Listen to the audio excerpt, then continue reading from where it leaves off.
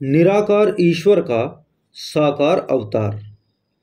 ज्येष्ठ भारत श्रेष्ठ भारत, अंधकार से प्रकाश की ओर आओ चले वेदों की ओर। मैं मुकेश आर्य। श्रेष्ठ भारत में आज का विषय है निराकार ईश्वर का साकार अवतार। विद्वानों का मत है कि ईश्वर निराकार तो है, परंतु समय समय पर अवतार धारण कर साकार हो जाता है। जैसे भाप निराकार है, लेकिन समय पर जमकर बादल या बर्फ बन जाती है। अग्नि सर्वव्यापक है, निराकार है, परंतु समय समय पर स्थूल रूप में प्रकट हो जाती है। जैसे अनेक उदाहरण दिए जा सकते हैं। जब संसार का भौतिक पदार्थ निराकार से साकार हो जाता है, तो परमात्मा निराकार से साकार क्यों नहीं हो सकता? आज इसी विषय पर चर्चा करेंगे। ईश्वर निराकार है, सर्वशक्तिमान है, सर्वव्यापक है। ईश्वर को अवतार लेने की आवश्यकता नहीं है। क्यों? क्योंकि एक उदाहरण भी दिया गया जिसमें कहा गया कि भाप और अग्नि अपना रूप परिवर्तित कर लेती हैं, लेकिन भाप और अग्नि का जो उदाहरण दिया गया है वह ठीक प्रतीत नहीं होता। यदि गहराई से सोचेंगे तो हमें स्वतः ही ज्ञान हो जाएगा, भाप और अग्नि एक पदार्थ नहीं है, किंतु अनेक परमाणुओं के समुदाय हैं। जल के असंख्य छोटे छोटे परमाणु भाप बन जाते हैं। वे ही परमाणु पुनः स्थूल होकर बादल, बर्फ और जल का रूप धारण कर लेते हैं। भाप यदि केवल एक ही परमाणु होती और एक ही रस होती तो वह कभी स्थूल नहीं हो सकती थी। यही अग्नि के परमाणुओं की अवस्था है। वे अनेक होने के कारण परस्पर आपस में मिलकर स्थूल हो जाते हैं और अग्नि का प्रचंड रूप धारण कर लेते हैं। यह कहना कि अग्नि सर्वव्यापक और निराकार है भयंकर भूल है। अग्नि पृथ्वी और जल से सूक्ष्म है, इसलिए पृथ्वी और जल में तो व्यापक मानी जा सकती है, परंतु आकाश और वायु से नहीं। हाँ, आकाश और वायु यह दोनों ही अग्नि के व्यापक हैं, क्योंकि यह दोनों अग्नि से सूक्ष्म है। सूक्ष्म पदार्थ स्थूल में व्यापक होता है। जिन जिन पदार्थों में अग्नि व्यापक है वे सब पदार्थ रूप वाले हैं। संसार में जो भी रूप नजर आता है वह सब अग्नि की व्यापकता के कारण है, क्योंकि अग्नि का गुण एक ही रूप है। अतः सिद्ध हुआ भौतिक पदार्थ सूक्ष्म से स्थूल और स्थूल से सूक्ष्म इसलिए हो जाते हैं कि वे अनेक परमाणुओं से मिलकर बने हुए होते हैं। परमात्मा सर्वव्यापक, एक ही रस, एक ही रूप, अतः वह निराकार से साकार नहीं हो सकता। रहा यह प्रश्न कि ईश्वर समय समय पर अवतार धारण करता है, यह सिवाय कोरी कल्पना के और कुछ भी नहीं है। देखो, अवतार शब्द का अर्थ है उतरना अथवा जिसमें उतरे, उतरने और चढ़ने का व्यवहार एक देशी अर्थात एक स्थान पर रहने वाले पदार्थ से हो सकता है, सर्वव्यापक में नहीं। सर्वव्यापक का आना जाना, चढ़ना उतरना सर्वथा असंभव है। जो सब जगह है वह कहां से आएगा और कहां जाएगा?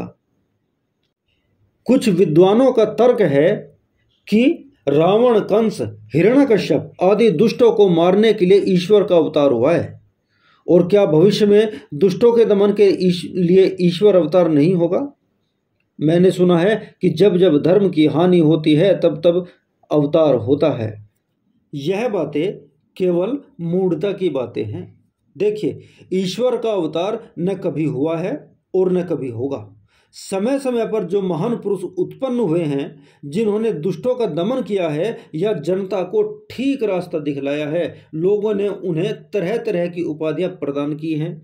किसी ने उन महापुरुषों को नबी माना, किसी ने ईश्वर का बेटा माना, किसी ने ईश्वर का अवतार माना, किसी ने उन्हें साक्षात ईश्वर माना, परंतु वे सब के सब मनुष्य ही थे। जरा विचारो तो सही, जो ईश्वर बिना शरीर के शरीरधारी प्राणियों को उत्पन्न कर सकता है, क्या वह ईश्वर बिना शरीर धारण किए प्राणियों को मार नहीं सकता? आज भी संसार में असंख्य प्राणी पैदा हो रहे हैं और मर रहे हैं। सोचो, क्या ईश्वर शरीर धारण करके उनकी उत्पत्ति और विनाश कर रहा है? ईश्वर के एक ही भूकंप से लाखों प्राणी मर जाते हैं, एक ही तूफान से नगर के नगर विध्वंस हो जाते हैं, एक ही प्लेग महामारी हैजा जैसे रोगों से लाखों मनुष्यों का संहार हो जाता है। भला यह क्या बात हुई कि तुच्छ प्राणियों के मारने के लिए ईश्वर अवतार लेता है? उसके सामने रावण, कंस आदि चीज ही क्या हैं? जो परमात्मा सृष्टि की उत्पत्ति, प्रलय और स्थिति बिना शरीर के करता है, उसके लिए यह कहना कि दुष्टों को मारने के लिए अवतार लेता है, सर्वथा हंसी और उसके घोर अपमान की बात है। जब जब धर्म की हानि होती है तब तब ईश्वर का अवतार होता है, यह कहना भी भूल से खाली कुछ नहीं है। इसमें संदेह नहीं कि अवतार मानने वाले प्रायः इसी बात को ज़्यादा कहा करते हैं, लेकिन यह बात उन्हीं के सिद्धांत को खंडित करती है। देखो, अवतारवादी मुख्य 10 अवतार मानते हैं और 4 युग मानते हैं, सतयुग, त्रेता, द्वापर युग और कलयुग। सतयुग में चारों चरण धर्म के चरण मानते हैं, त्रेता में 3 चरण धर्म के मानते हैं, द्वापर में 2 चरण धर्म के मानते हैं और कलयुग में 1 चरण धर्म का माना जाता है। अब जरा अवतारों के क्रम पर विचार करो। सतयुग में 4 अवतार माने जाते हैं, त्रेता में 3 अवतार माने जाते हैं, द्वापर में 2 अवतार माने जाते हैं और कलयुग में केवल 1 अवतार मानते हैं, जो निष्कलंक भगवान के रूप में अंत में प्रकट होगा। याद रखिए, अंत में। अब सोचने की बात यह है कि जब सतयुग में चारों चरण धर्म के हैं, अधर्म है ही नहीं, तो 4 अवतारों का प्रयोजन क्या रहा? त्रेता युग में जब धर्म के 3 चरण रहे तो 1 अवतार कम क्यों हो गया? 3 ही अवतार क्यों रहे? द्वापर में जब आधा पुण्य आधा पाप रह गया तो अवतार 2 ही क्यों रह गए? और कलयुग में जब 1 ही चरण में धर्म रहा, 3 चरण अधर्म के हो गए, तो अवतार 1 ही क्यों रहा? और वह भी कलयुग में अंत में जाकर होगा। होना तो यह चाहिए था कि अधर्म की वृद्धि के साथ साथ अवतारों की भी वृद्धि बढ़ती जाती, संख्या बढ़ती जाती, परंतु हुआ यह कि जो जो अधर्म की संख्या बढ़ती गई, त्यों तो अवतारों की संख्या घटती गई, कम होती गई। अब बताओ, धर्म की हानि के साथ साथ अवतारों का संबंध क्या रह गया?